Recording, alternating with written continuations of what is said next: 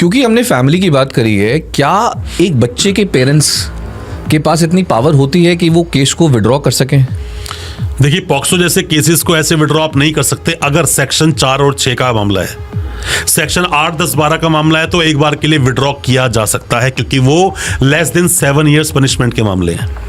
Section 4 क्या बोलता है कि इसमें कम से कम 10 साल की सजा होगी। अगर बच्चे की उम्र 16 साल से कम हुई तो कम से कम 20 साल की सजा होगी, जो उम्र कैद तक हो सकती है।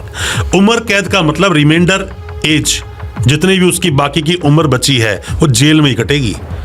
14 साल जैसे वाला कोई कंसेप्ट होता नहीं है। पूरी जिंदगी मतलब पूरी जिंदगी। वो मतलब बाहर जो आएगा बंदा वो वाइट में लिपटा हुआ ही आएगा, ऐसे बाहर नहीं आ पाएगा वो।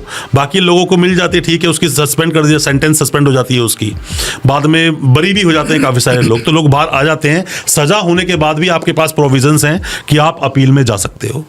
पॉक्सो में बहुत रिजिडनेस तो है, बट यहाँ पर निकलने के रास्ते बहुत कम हैं।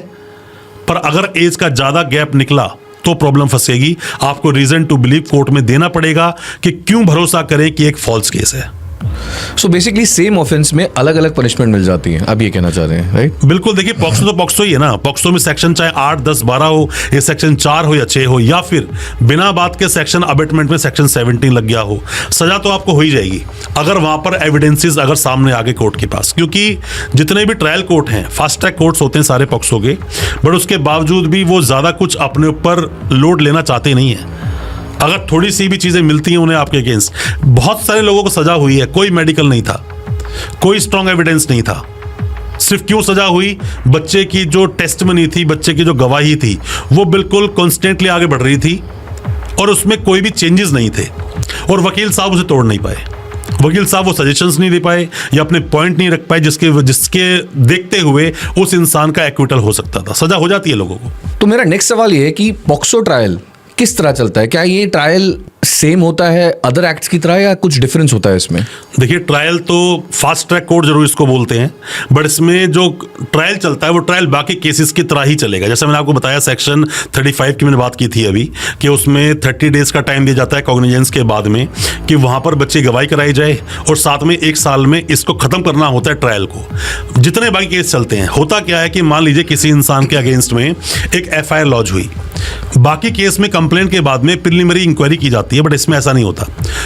FIR लॉन्च हो गई और कुछ केस सामने ऐसे भी मेरे सामने आए जिसमें कि सेक्शन 6 का वो ऑफेंस बनता था, फिर भी पुलिस ने FIR लॉन्च नहीं की। किसके दबाव में आकर, या किसकी बातों में आकर, या फिर क्या वो सोच रही थी पुलिस उस इन्वेस्टिगेशन के बारे में? जब हाई कोर्ट गए रिट लगाकर, तब जाके वो FIR लॉन्च हुई, या फिर जब हमने प्रेशर किया ऊपर उनकी हायर अथॉरिटीज को।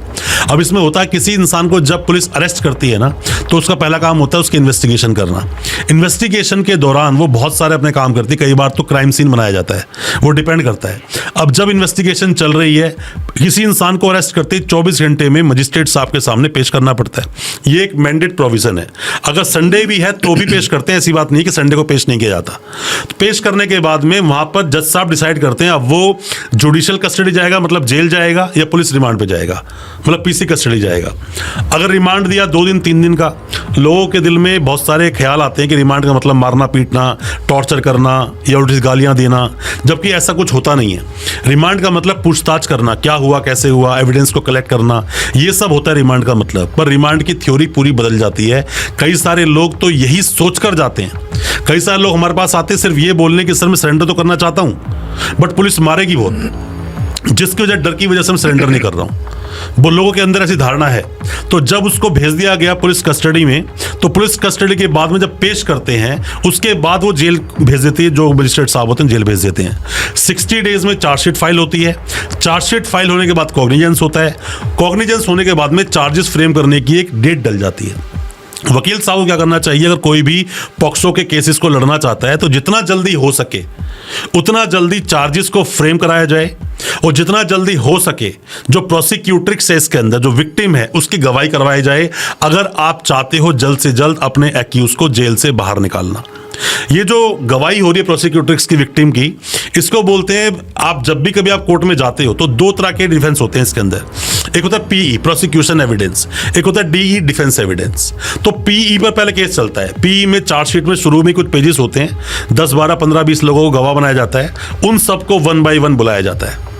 इसमें अगर किसी भी तरह, पहले वकील साहब ये देख लें कि पॉक्सो का एक प्रोविजन यही बोलता है कि 18 साल से कम तो बच्चा है, और नहीं है तो नॉर्मल केस चलेगा। तो क्या वो केस पॉक्सो का है? एज को डिस्प्यूट कर दो। अगर एज डिस्प्यूट हो गई तो पॉक्सो में केस नहीं जाएगा, और अगर वो पॉक्सो में केस नहीं जाएगा तो वहां कंसेंट देखा जाएगा, और कंसेंट अगर प्रूफ हो गया तो वो रेप नहीं कहलाया जाएगा। तो मतलब पॉक्सो से भी निकल जाओगे, रेप से भी निकल जाओगे, और बरी भी हो सकते हो। तो यहां पर एज को देखना बहुत जरूरी है। किसी बच्चे के पास में कोई डॉक्यूमेंट ही नहीं है, बर्थ सर्टिफिकेट नहीं, कभी जिंदगी पढ़ाई लिखाई कभी की नहीं है, 10th की मार्कशीट अगर कहाँ से ही होगी, बोन एज जो कि बोन एक्सेस जो होता है इसका ऑसिफिकेशन टेस्ट, वो टेस्ट कराया नहीं गया। हालांकि गलती कभी कोर्ट करते नहीं है पॉक्सो में, करवाया गया तो उसमें दिख रहा है कि उसकी एज 18-19 साल हो सकती है। तो इसका बेनिफिट हमेशा एक्यूज को मिलता है। तो किसी भी वकील को कभी भी जब कोर्ट में जब केस आपके सामने आता है तो पहले एज को देखिए, और अगर एज सही लिखी भी है तो पीछे सपोर्टिंग डॉक्यूमेंट्स को देखिए। प्रिंसिपल को भी कोर्ट में बुलाया जाता है उस बच्चे के स्कूल के। अगर बच्चा किसी एक्स नाम के स्कूल में पढ़ा है तो वहां से बुलाया जाएगा प्रिंसिपल को, और पूछा जाएगा, वो रजिस्टर को लेके आते हैं वो एडमिशन सेल वाले, कि ये बच्चा उस वक्त आया था, इसने इस क्लास में एडमिशन लिया था, ये सपोर्टिंग डॉक्यूमेंट्स दिए थे, और आज की डेट में उसकी एज इतनी है। ये सब बातें उसको बताई जाती है, तभी ये केस शुरू होता है। ऐसे शुरू नहीं होता। पहले एज का कोई भी एक डॉक्यूमेंट लगाना पॉक्सो जैसे कानून में बहुत ज़्यादा मैंडेटरी हो जाता है। आपने एक लाइन बोली जिसमें आपने मेंशन किया कि पुलिस वाले कई बार एफआईआर लॉन्च नहीं करते। अगर ऐसा नहीं होता तो क्या पुलिस पे भी कोई एक्शन हो सकता है? बिल्कुल, पॉक्सो में तो हो सकता है। बिल्कुल, पॉक्सो तो एक मैंडेटरीली बोलता है। अगर मैंडेट वे में अगर कोई एफआईआर लॉन्च नहीं होती और पॉक्सो का कोई भी ऐसा कंप्लेंट है, पॉक्सो विक्टिम कोई भी आपके पास आ रही है, तो ऐसे पुलिस पर एक्शन हो सकता है, लाइन हाजिर हो सकता है, सस्पेंड भी हो सकता है। लाइन हाजिर तो होते ही पुलिस वाले, सस्पेंड भी किया जा सकता है अगर वो ऐसे ही कोई भी कृत्य करता है और पता चल जाता है कि वो पुलिस वाला किसी के दबाव में था, या वो पुलिस स्टेशन किसी के इन्फ्लुएंस में थे, या एसएचओ साहब की जो डायरेक्शन थी वो गलत थी, वो किसी के दबाव में थे, या कोई भी साठगांठ हो गई हो, तो ऐसे में पूरा थाना भी सस्पेंड हो सकता है। उसकी एफआईआर तो लॉन्च करनी ही पड़ेगी। विशाखा कुमारी का जजमेंट है यूपी का, उसमें बोलते हैं जब भी कोई सीरियस मामले इस तरह के आते हैं तो एफआईआर लॉन्च करनी ही चाहिए। बाद में देखो ना, अरेस्ट करना ही नहीं करना। अगर केस नहीं बनता है आगे जाकर तो एफआईआर लगा दो। आप जब पुलिस का नया जो भी चार्जशीट लगाने का फॉर्मेट आया है ना, उसमें चार्जशीट के साथ में एफआईआर भी लिखा हुआ है। फाइनल रिपोर्ट लगा दो उसके अंदर कि भाई केस नहीं बनता तो इसके अंदर हम केस को क्लोजर लगा रहे हैं, क्लोजर रिपोर्ट बोलते हैं आप उसको। तो क्लोजर पुलिस लगा सकती है, बट इसमें पुलिस एफआईआर लॉन्च ना करे, ये पुलिस को भारी पड़ सकता है।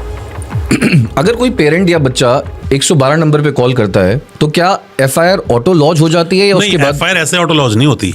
आपने 112 नंबर पे कॉल किया, जो भी कॉल किया वो रिकॉर्ड हो गया। अब रिकॉर्ड कॉल होने के बाद भी उस पर एक्शन होगा। अब डिपेंड करता है वो केस कितना सीरियस है। एक आदमी बोलता है कि अभी मैं यहां से आ रहा था, एक आदमी मुझे थप्पड़ मारा और भाग गया, तो इतना सीरियस केस नहीं है ये।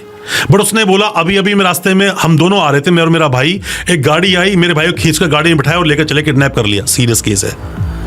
एक बच्ची बोलती है कि मैं जब स्कूल से आ रही थी, अंकल ने इन्होंने मुझे पकड़ा और मेरे साथ में ऐसे ऐसे कुछ गलत किया, और घर पे कोई भी नहीं है, मम्मी भी जॉब पर है, पापा भी मेरे जॉब पे गए हैं। इमीडिएटली पुलिस पहुंच जाएगी घर पर। तो देखना पड़ता है जो आप कंप्लेंट दे रहे हो, कंप्लेंट का वेटेज क्या है, कंप्लेंट कितनी सीरियस है। अगर सीरियस है तो पुलिस बिल्कुल वेट नहीं करेगी, इमीडिएट एक्शन करेगी। और अगर उस क्राइम, जो क्राइम हुआ है उसका, या क्राइम नहीं भी हुआ है, उसमें अगर कम सीरियस अगर वो मामला है तो उसमें उतना ही ज़्यादा स्लो कार्रवाई की जाती है।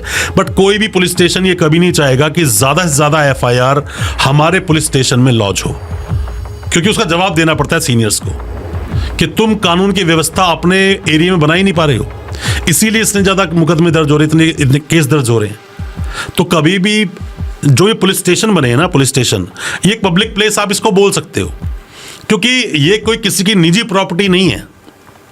एक आदमी कंप्लेंट देने जा रहा है, पुलिस वाला उसको बाहर खड़ा कर देता है, ये गलत है। पुलिस वाला गालियां देता है, गलत है। कई बार मार पिटाई हो जाती है, ये भी गलत है। इसीलिए बाहर एक बॉक्स बना के रखते हैं कि आप अपनी कंप्लेंट इस बॉक्स में डाल सकते हो, आप डालोगे उस पर एक्शन होगा। वो नहीं करना चाहते कि उसकी रिसीविंग तो आपके पास है नहीं।